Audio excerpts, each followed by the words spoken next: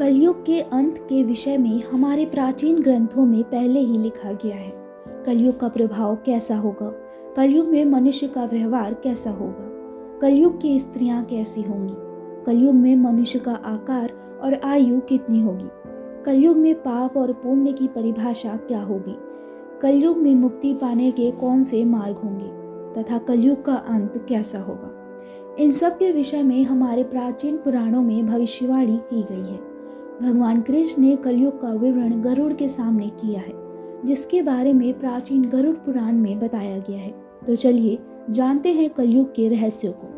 हिंदू धर्म में समय को युगों में गिना जाता है। इसमें 4 युग होते हैं, सतयुग, त्रेता, द्वापर और कलयुग। ये युग इस बात का संकेत है कि पृथ्वी पर कौन सा काल यानी कि समय चल रहा है। इस वक्त पृथ्वी पर कलयुग चल रहा है, जो कि 4,32,000 वर्ष का है।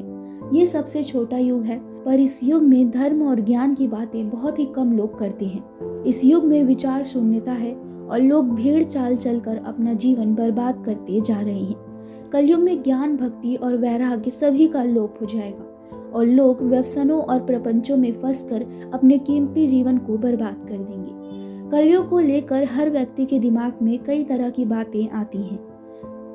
कहते हैं जब इस दुनिया में पाप अपने चरम पर पहुंच जाएगा तब धरती पर जलजला आएगा और देखते ही देखते सारी पृथ्वी तबाह हो जाएगी। माना जाता है कि कलयुग के अंत में मनुष्य की उम्र केवल 20 साल ही रह जाएगी। 16 साल की उम्र में लोग बूढ़े होना शुरू हो जाएंगे और 20 साल तक पहुंचते पहुंचते उनकी मृत्यु हो जाएगी। बीते हुए कुछ शताब्दियों के आधार पर आप देख ही रहे होंगे कि मनुष्य का स्वास्थ्य और उम्र कम ही हुई है और आजकल बच्चे समय से पहले ही परिपक्व हो रहे हैं। हिंदू धर्म के अनेक ग्रंथों में इस बात का वर्णन मिलता है कि कलयुग के आखिरी चरण में लोगों की उम्र लगातार घटती रहेगी और बहुत ही कम उम्र में मौत आ जाएगी। कलयुग का अंत आते आते धरती पर कुछ भी उगना मुश्किल या फिर बंद हो जाएगा, इसलिए सारे लोग मांसाहारी हो जाएंगे।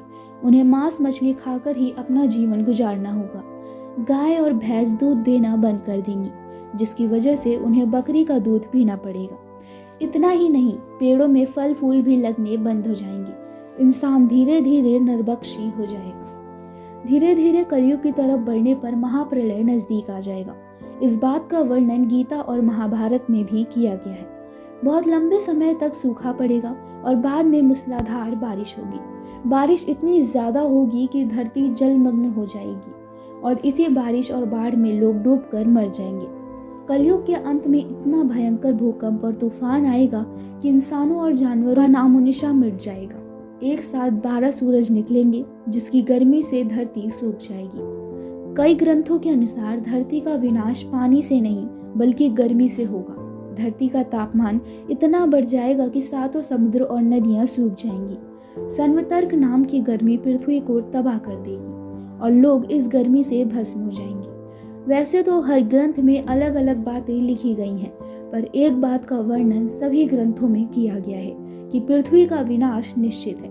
कलयुग के अंत में महाप्रलय आना निश्चित है। कलयुग में ऐसा समय आएगा जब स्त्री और पुरुष दोनों ही अधर्मी हो जाएंगे। स्त्रियां पतिव्रत धर्म का पालन करना बंद कर देंगी और पुरुष भी ऐसा ही करेंगे।